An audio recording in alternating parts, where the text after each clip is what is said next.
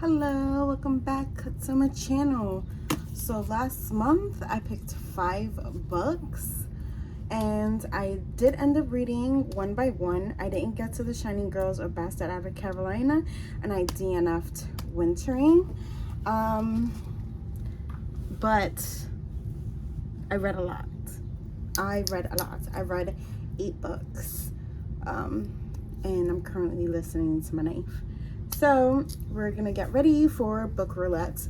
So if you didn't know, for book roulette, I pick 4 books, and every time I spin the wheel, it lands on the number or color, I'm able to pick the book for which I chose for those books. So now let's get to the spinning and the books. So the books from the previous month were A Stranger in the House, Malice, and Whisper Network. So I'm gonna put the black in the first 12, which is Whispering Network. Blue for A Stranger in the House. I'm gonna put this for red. And Malice, I am going to put for black. And for the white one, I'm actually going to pick a Court of Thorn and Roses. And I'm going to pick even. So now let's do the first spin. I'm only picking 5, 7. So I could do 7 red. So I can do A Stranger in the House, or I could do the Whisper Network. I think I'm gonna go with A Stranger in the House. So book 1, and I'm gonna leave that, and now I'm gonna replace that book with something else. So the new book is The Dating Plan, because I want to participate in a readathon. And yeah, so red will be now The Dating Plan. So spin 2. 0, 0. So there's actually nothing for 0. So spin again, and it's 31 black. So I can pick Malice, or yeah, the only one option is Malice. So this book, I pre-ordered it, and it's by Heather Walter. Okay, now let's pick another book. So I picked Norwegian Wood to replace Malice. So third spin. Tone the Line. 6. So I could pick the Whisper Network, or I could pick Norwegian Wood, and I'm gonna actually go with Norwegian Wood. Now I'm gonna go pick another book. So to replace Norwegian Wood, I'm gonna pick Alice Hoffman, The Red Garden. Now let's spin. 13 black. So this is hilarious, so I have to pick that one. Okay, now let's go choose another book, and end up choosing The Cruel Prince. This has been on my TBR forever. Okay, so I'm actually going to change the Court of Thorns and Roses to odds, and let's see, maybe changing it up. 21 red. So I forgot what was blue is The Dating Plan. Awesome. Okay, The Dating Plan. Okay, so this is my stack. Really excited for it, and yeah. Okay, so I feel like this is a cool TBR. The Dating Plan is Daisy Patel is a software engineer who understands lists and logic better than bosses and boyfriends. With her life all planned out and no interest in love, the one thing she can't give her family is the marriage they expect. Left with few options, she asks her childhood crush to be her decoy fiance.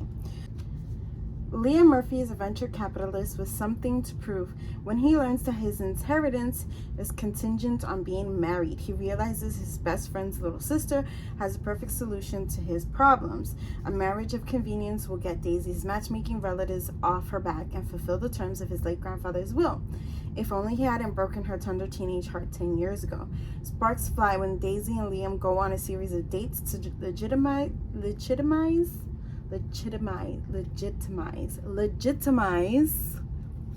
woo, their fake relationship. Too late, they realize that very little is convenient about their arrangements. History and chemistry aren't about to follow the rules of their engagement. Ooh, this is cute. Okay, that's that one. Alice Hoffman, The Red Garden. It's only 270 pages. So The Red Garden explores the luminous and haunting world of Blackwell, Massachusetts, capturing the unexpected turns in its history and in our own lives, beginning with the town's founder, a brave young woman from England who has no fear of blizzards or of bears. Hoffman seamlessly weaves together the stories of extraordinary characters, among them a young wounded Civil War soldier who is saved by a passionate neighbor, a poet who falls in love with the blind man, and a mysterious traveler who comes to town in the year that summer never arrives. Beautifully crafted, shimmering with magic, The Red Garden is unforgettable as it is moving. And I love Alice Hoffman. Norwegian Wood. I don't know what it's about. It just says, when he hears her favorite Beatles sound, Toru Watanabe recalls his first love for Naoko, the girlfriend of his best friend Kizuki. Immediately he is transported back almost 20 years to his student days in Tokyo, adrift in a world of uneasy friendships, casual sex, passion, loss, and desire, to a time when an impetuous young woman called Midori marches into his life and he has to choose between the future and the past. So there's that one. Malice by Heather Walter. Once upon a time, there was a wicked fairy who, in an act of vengeance, cursed a line of princesses to die. A curse that could only be broken by true love's kiss. You've heard this before, haven't you? The handsome prince, the happily ever after. Utter nonsense. Let me tell you, no one in Briar actually cares about what happens to its princesses.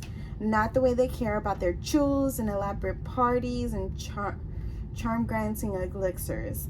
I thought I didn't care either until I met her. Princess Aurora, the last heir to Briar's throne, kind, gracious, the future queen her realm needs, one who isn't bothered that I am Ali, the dark grace, abhorred and feared from the mysterious dark magic that runs in my veins, humiliated and shamed by the same nobles who pay me to battle hexes and then brands me a monster. Aurora says I should be proud of my gifts, that she cares for me, even though a power like mine was responsible for her curse.